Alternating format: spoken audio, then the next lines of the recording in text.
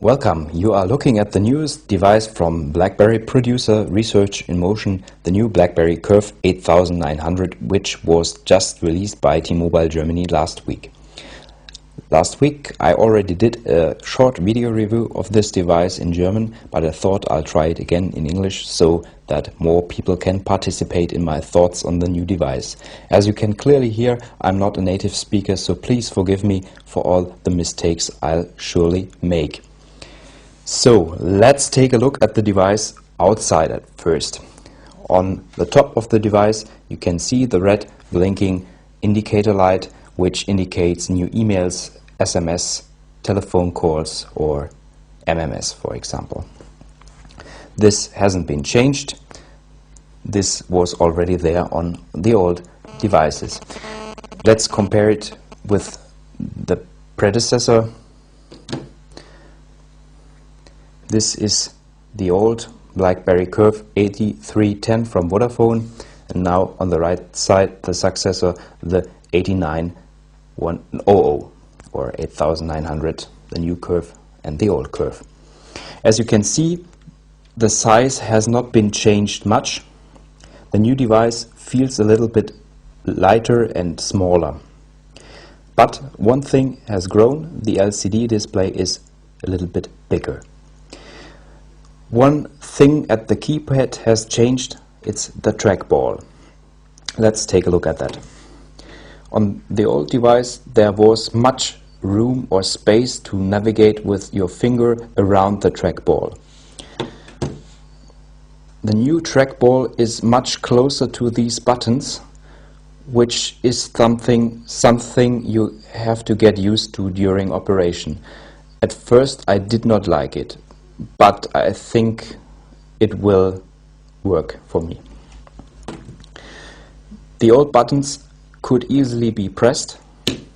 The new buttons are only pressable on the outside. If you try to press them here near the trackball, you can't.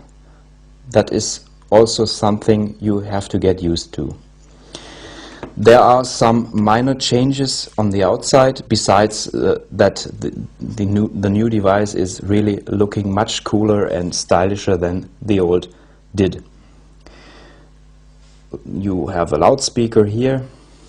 On the back side it was here and it's now here. The headphone jack has been moved from the left side on the old Curve to the right side on the new Curve.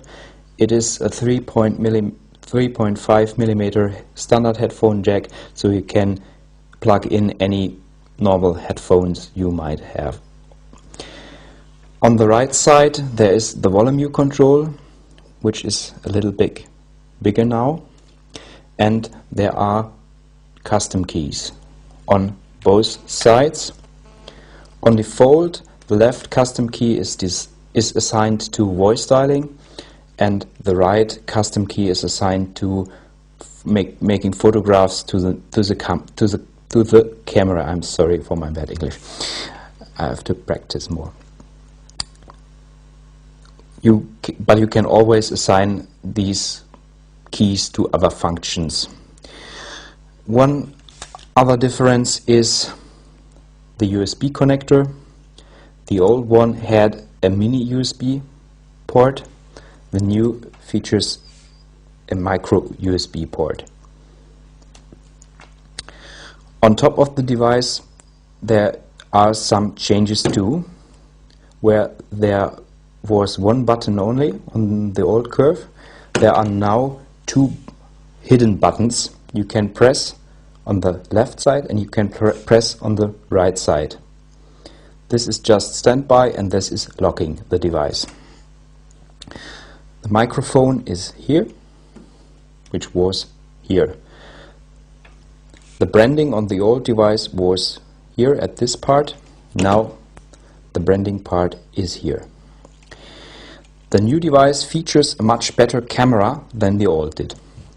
The new device has a built-in 3.2 megapixel camera. The old device only had a 2 megapixel camera, which was very bad. I did didn't use it because the picture quality was really poor. I find the picture quality of the new camera is much better because it also features autofocus. I like it very much, and I think for snapshot usage it will be nice. So let's take a look underneath. As you can see, there are some changes. Of course, I have to compare so that you can see. Here. In the old BlackBerry Curve there was one problem. If you like to change the micro USB card, which is here underneath the rechargeable battery, you have to put the battery out, which forces a reboot on the device, which can take several minutes. On the new device, it is hot pluggable. You can put it out and put a new one in during operation, and you don't have to restart the device, which is really good. As far as I know, you can put in here micro SD cards up to 8 GB of size, which is quite nice and will be okay for most users.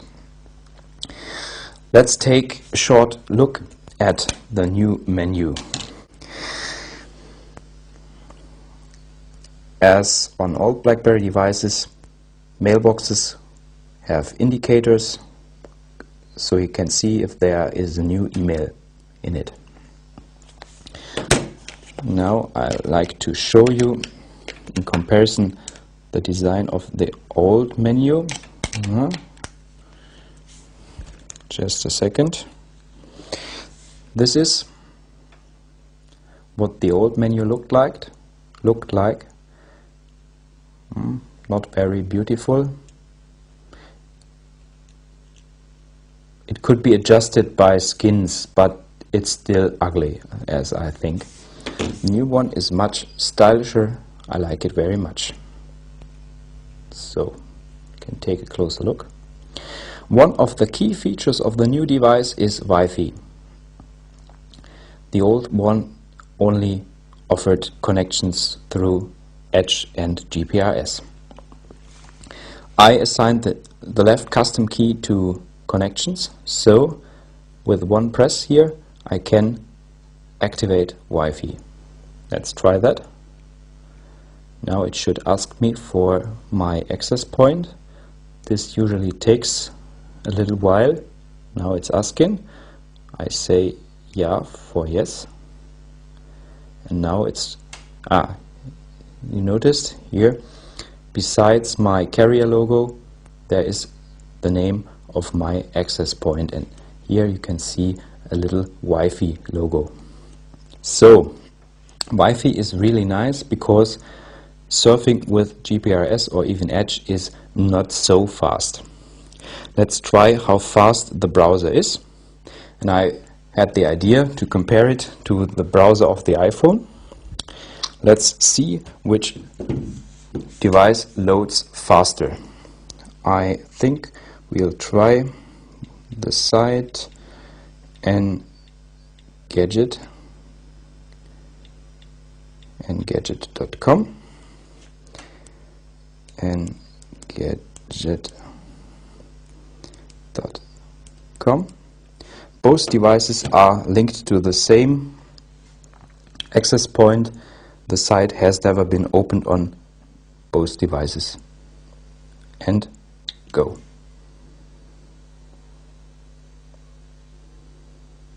Oh, something happened what I didn't foresee. There is a mobile version of Engadget. Okay, we have to try another site. Let's try att.com.